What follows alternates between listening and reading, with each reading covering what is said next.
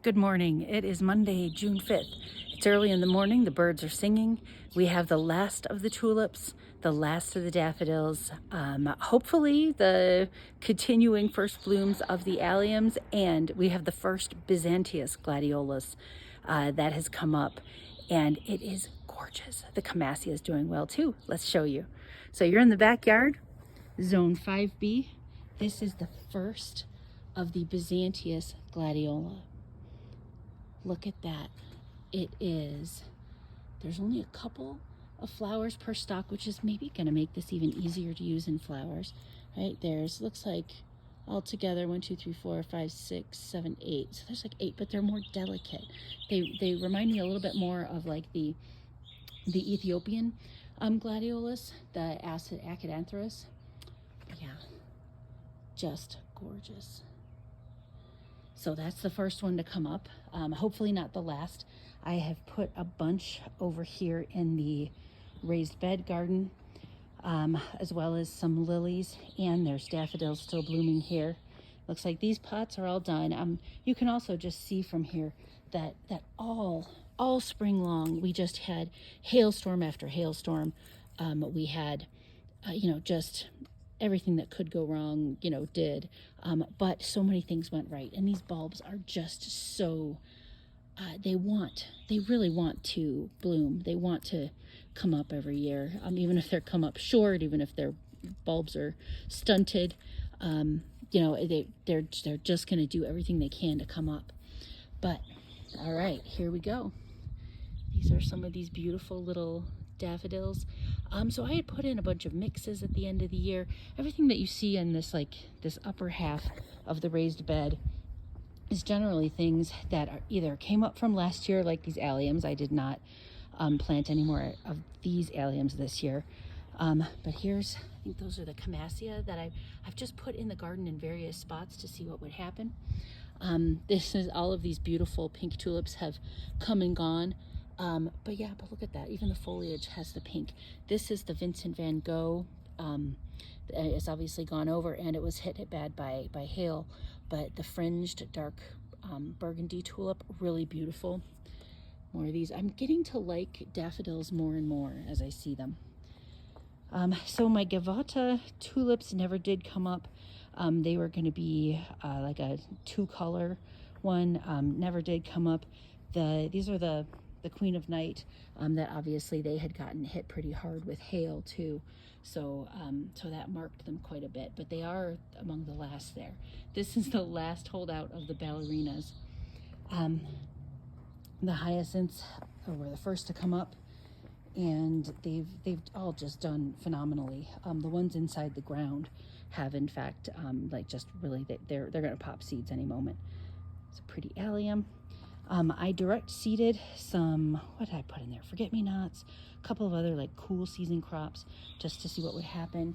I bet some of them are probably weeds in here too, but I did pop in, there we go. But I did pop in some of those cool season crops. So we'll see what comes up here. That's going to be kind of fun.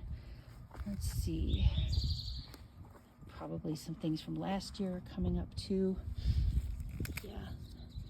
I'm going to leave the foliage in as long as I realistically can, but sometimes it's time to just go in and yank it out if it's already dead, just pretty up the bed a bit. All right, that's really what to see now. So these are the camassia in the early stage, right, as they're just coming up, and you're going to see more in the rest of the garden that have already come up just beautifully. Seriously, if you don't have ballerina tulip already, go get it. It's really phenomenal. These are pink tulips that have been perennializing for ages. I did throw 1 or 2 others in there. Crocuses are done. I put in some Thalia, Thalia, daffodils as well, and they, a couple of them came up. Just such an odd year that we're having here with all this rain and hail. It just wreaked havoc. I keep saying it, but it is true. All right, so these are Esperanto tulips. They came up short. They are among the very last to bloom. These ones are, they've gone over, but you can still see what they were. They are like a viridiflora. when they started coming up, the leaves themselves, instead of white edges, they were pink edges. The flowers end up, at least for me this year, they ended up looking a bit muddy because the green mixed together with the kind of dark pink red look, really. The green and red together make brown. So it's not exactly the best look. This was one of the white tulips. You know, it just got decimated there, but it's still hanging on there. This is the very last, I believe, of the carousel tulips. They start a yellowish ivory. They with little tiny flecks of the pink. They turn white with more striations of that bright pink. And then this, when you get to the very end, of course they have a little fringe in there, but as you get, this one, you know, is just about ready to fall off. Its petals are about ready to fall off, but it is mostly pink at this point. But wow, how gorgeous. The lilac is up. The buds are coming out, as I said, June 5th. And the lilac is gonna bloom. Really pretty. I think I'd like to get some more lilacs in here. Maybe the bloomerang ones that'll bloom twice in the year. Okay, so you remember the camassia that I showed you in the raised bed. This is a northwestern United States flower that can stand being in a lot of water, you know, comparatively. This is what it looks like as it's blooming.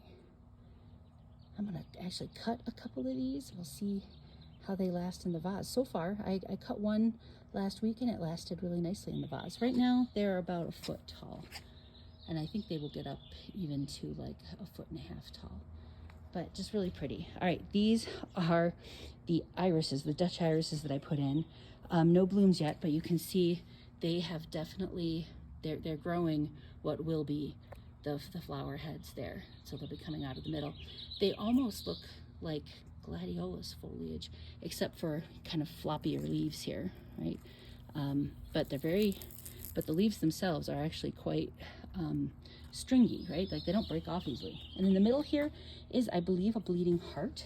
I had two in there, but one of them, you know, one of them did not last in there, and that's all right. Look at this. I think there's even, this would have been a little tulip coming out, but yeah, they really want to come up.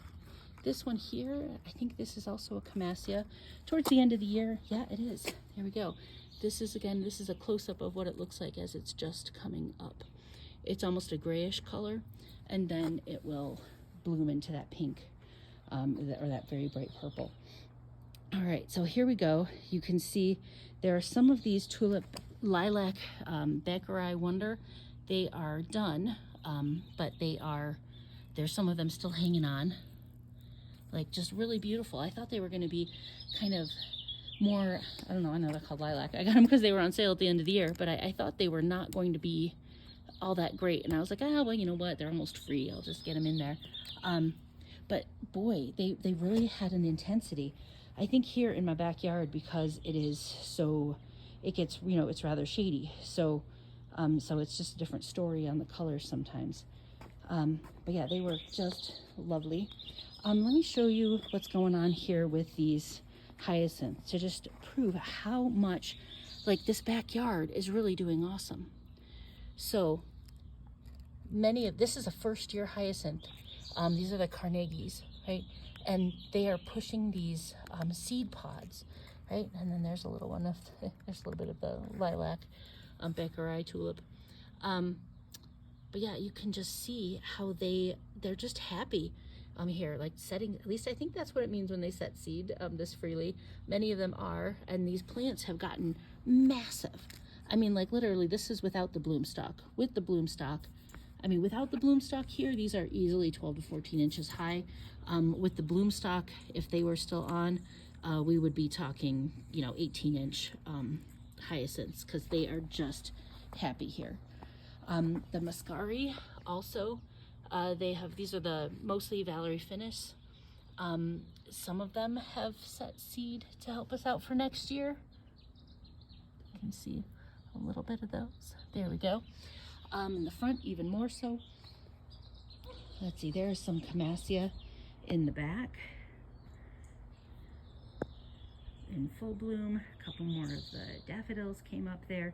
So I just went into all of the rose bushes too and pulled out the old dead canes.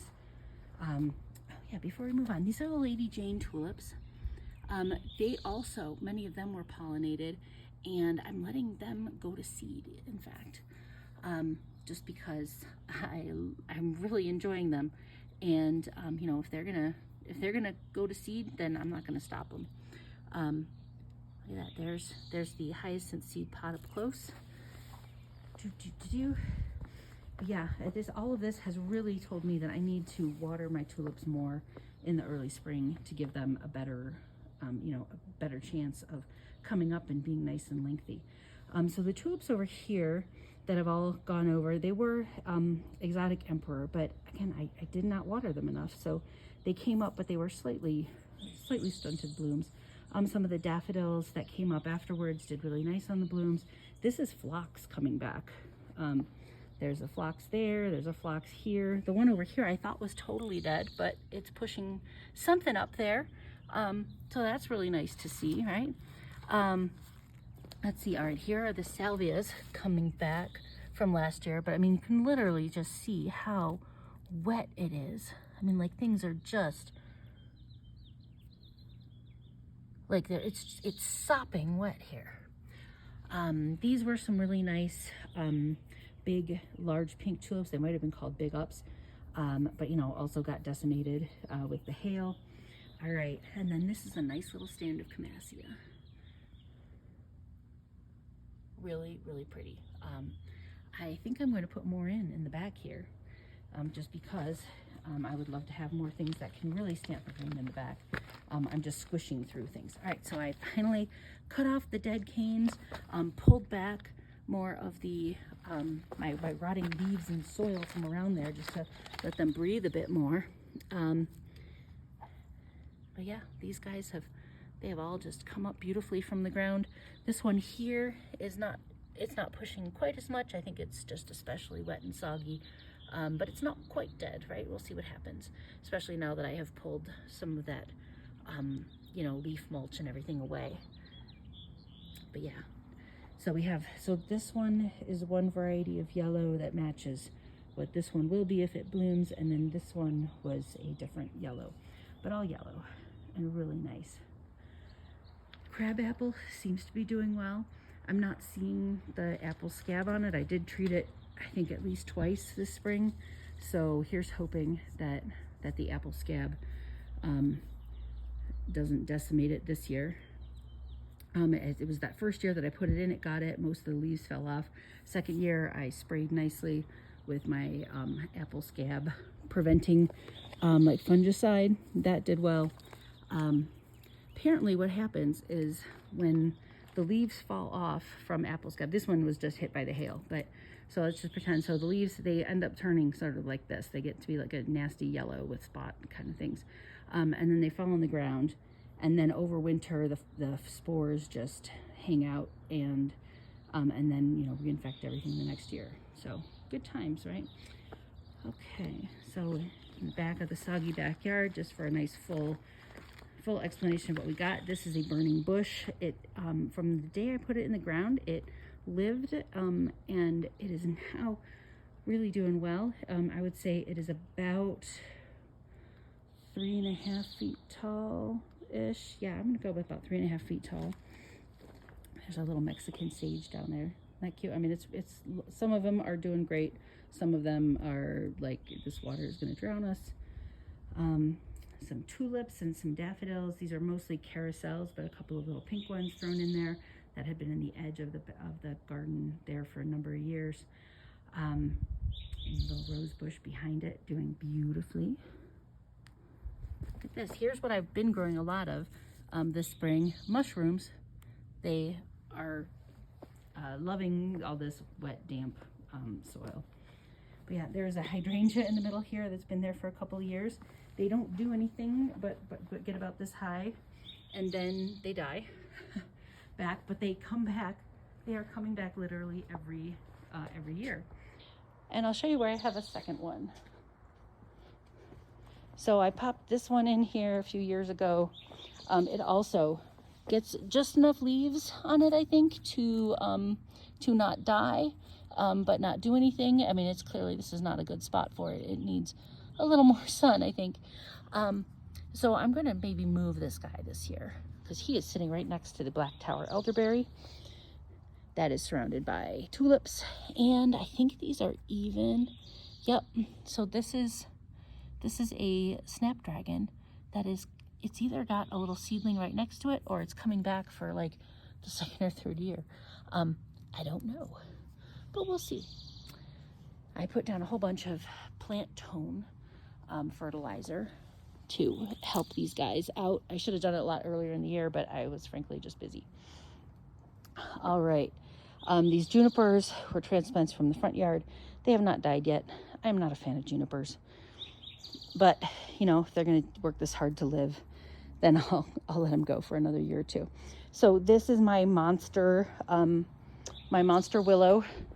I just pruned it, and this is all of the prunings because it was literally like a waving monster. I still need to tidy it up a little bit. But I mean, it was probably twice as big as this an hour ago. But yeah, how amazing. Like it loves it back here. This is its brother that had been in the front yard for a year. And then I put it in the backyard here for last year. So it's had a year to maybe, this might have even been in the fall of 21, but it had spent a whole season in the front yard and was just dying. But I put it back here. They love it with all of these beautiful, all this water. These willows are doing awesome. But yeah, same stock, bought together. This guy was twice as big. I just cut it back. This one, I actually just cut a few stragglers off to shape it up a bit better. But I mean, easily, so one growing season, and especially this here gets the runoff from our sump pump. I mean, it's 8 times bigger. And I'm going to be keeping trimming it all year long. Over here, we've got columbine. I put these in the garden last year. They didn't do anything, but now they are. Look at this. We've got the little columbine flowers are going. They're so pretty. And I'd like to get more bare roots in. Over here as well, just for kicks, I put in one tulip. It pushed the leaf. It did not push a bloom. It's just in the shade of this thing. And then that's a lily that I had also just put in here for kicks just to see what would happen. It's growing leaves, but nothing more. I may move these somewhere else. But you know, it's just kind of an interesting experiment to see what happens when you put things kind of in damp shade. Let's see. All right. Last thing inside the garden is this. This is the garden that I'm pretty sure I put almost nothing new in this year. But you can see, yeah, just lots of mushrooms growing in here because it has been so flippin' wet. Like so wet that things are rotting. But these are the hyacinths that I put in last year. They are a blue one. They might be blue jacket. Just as they've grown, you might be able to see. This is, of course, without the bloom head on, just the very tip, just the very bottom part of it. At this point, this is at least 18 inches tall, and then it would have been, probably at least 6 or 8 inches up, going with flowers. So, I mean, these hyacinths, everything in the backyard here, this is just ideal for my bulbs. They're just getting huge. And then these are the seed pods, and I'm really curious to see what happens with them. I would love to have more baby hyacinths growing because they are so happy here. We'll see. And yeah, I'm picking at the leaves, but oh my Lord, like you literally can just see how much everything got destroyed with all that hail. And then all this rain. So only like 2 of my Muscari latifolium came back. Here's the seeds from them, and I'm gonna hope that they keep coming back.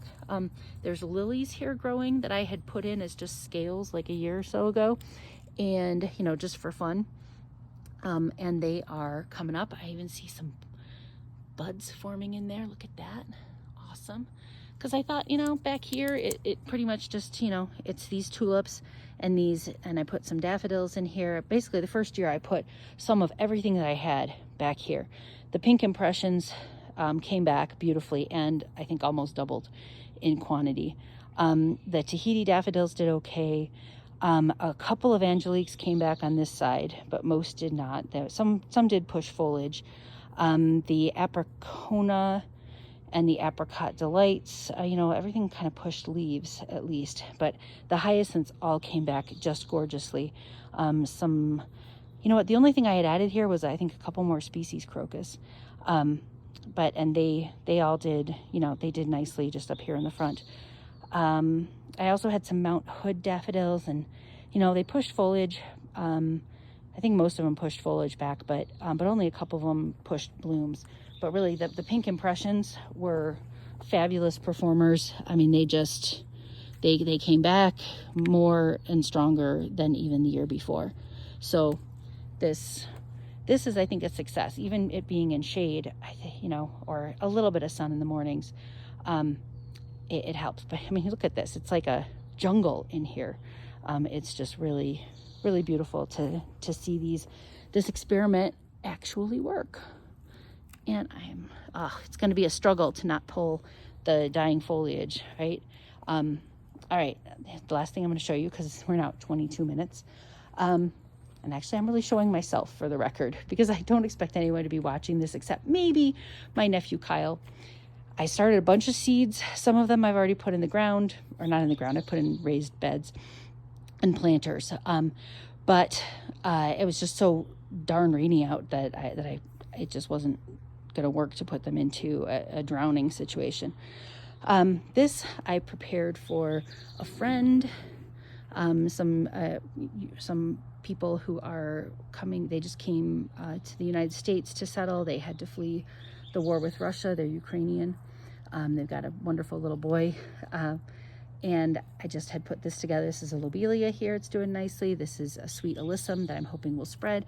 And this is a little begonia that I had gotten a begonia. It's not really a tuber, but we'll call it a tuber.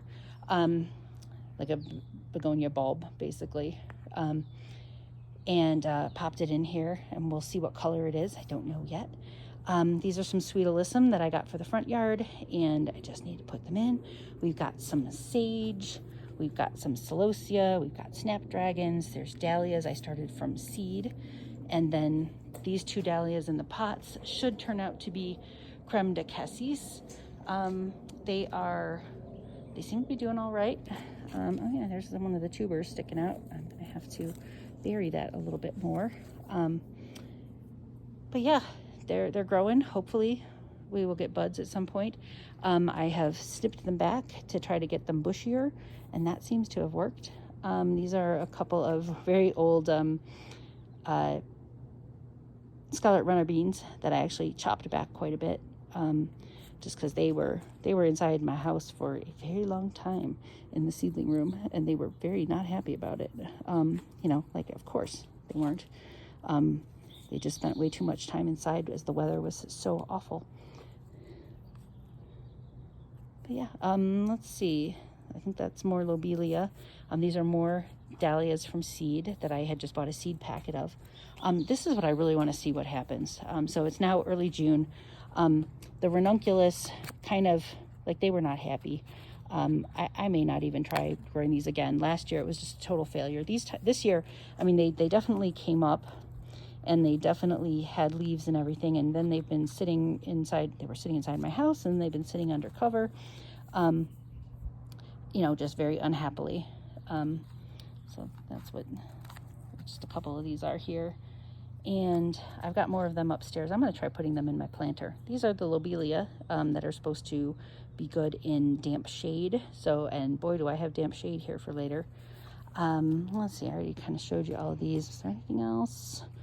That's pretty much it for now. Oh yeah, a couple of offshoots of an amaryllis that have been sort of drowning, unfortunately. We'll see what happens with them if they ever grow bigger. You know, as you can see, some of the leaves have like they got yellow and fell off and all. But I think we'll stop there. I'm gonna get my top planter up on the deck, planted out. I'm adding in some flowers there just to get them into the ground there, into some soil, because they are very unhappy in these little blocks. And we'll see how they do. All right. Well, happy 5th of June, and I'll see you next time. This is my nephew, Kyle. I love you, honey. Bye.